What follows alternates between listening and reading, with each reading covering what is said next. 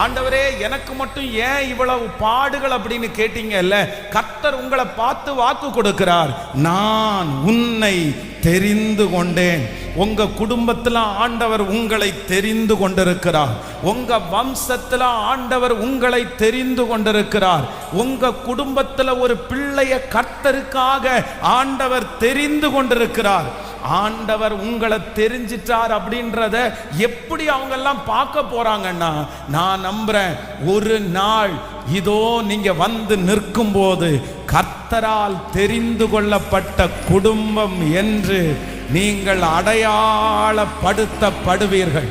அடையாளப்படுத்தப்படுவீர்கள். அவர்களுக்கு முன்பாக கர்த்தர் உங்களை சாட்சியாய் நிறுத்துவார்.